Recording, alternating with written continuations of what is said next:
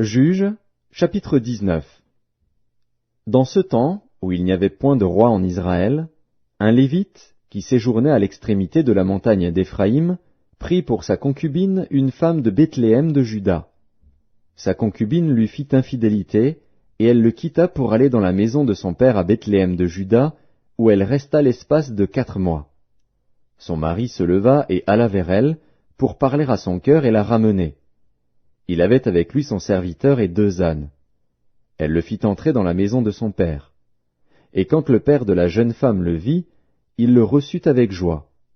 Son beau-père, le père de la jeune femme, le retint 3 jours chez lui. Ils mangèrent et burent, et ils y passèrent la nuit. Le 4e jour, ils se levèrent de bon matin, et le Lévite se disposait à partir. Mais le père de la jeune femme dit à son gendre, « Prends un morceau de pain pour fortifier ton cœur. Vous partirez ensuite. » Et ils s'assirent, et ils mangèrent et burent eux 2 ensemble.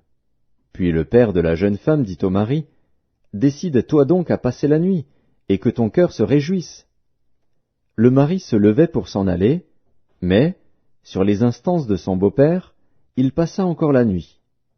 Le 5e jour, il se leva de bon matin pour partir. Alors le père de la jeune femme dit, « Fortifie ton cœur, je te prie, et restez jusqu'au déclin du jour. » Et ils mangèrent eux 2. Le mari se levait pour s'en aller, avec sa concubine et son serviteur.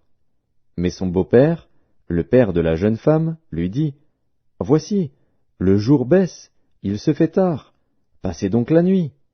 Voici, le jour est sur son déclin, passe ici la nuit, et que ton cœur se réjouisse. Demain vous vous lèverez de bon matin pour vous mettre en route, et tu t'en iras à ta tente. » Le mari ne voulut point passer la nuit, il se leva et partit. Il arriva jusque devant Jébus, qui est Jérusalem, avec les 2 ânes bâtés et avec sa concubine. Lorsqu'ils furent près de Jébus, le jour avait beaucoup baissé.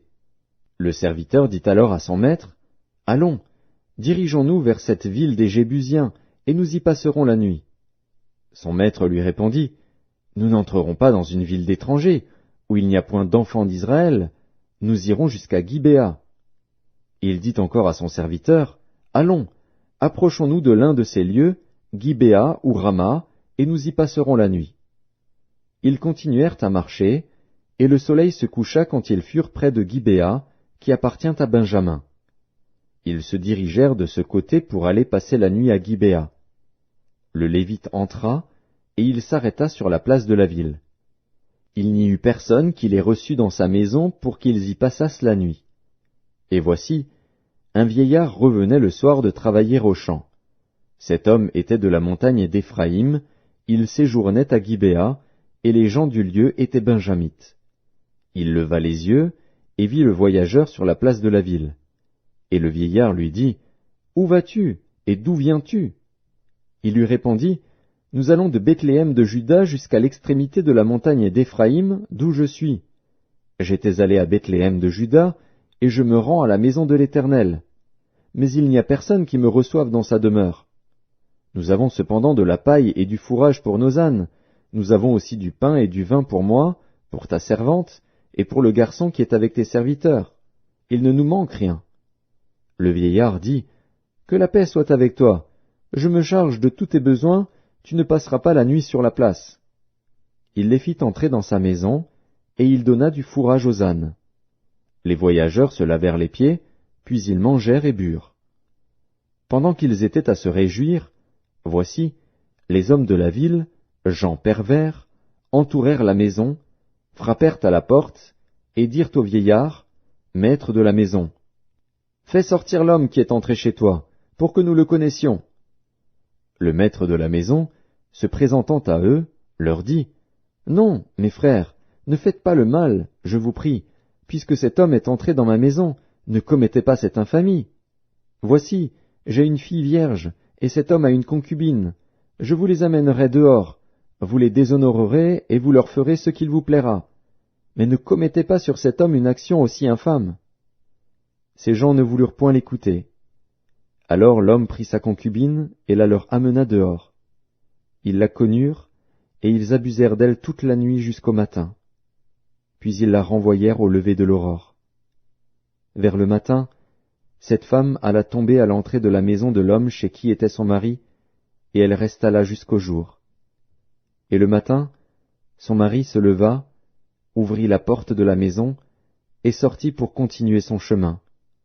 Mais voici, la femme, sa concubine, était étendue à l'entrée de la maison, les mains sur le seuil. Il lui dit, « Lève-toi, et allons-nous-en. » Elle ne répondit pas. Alors le mari la mit sur un âne, et partit pour aller dans sa demeure. Arrivé chez lui, il prit un couteau, saisit sa concubine, et la coupa membre par membre en 12 morceaux, qu'il envoya dans tout le territoire d'Israël.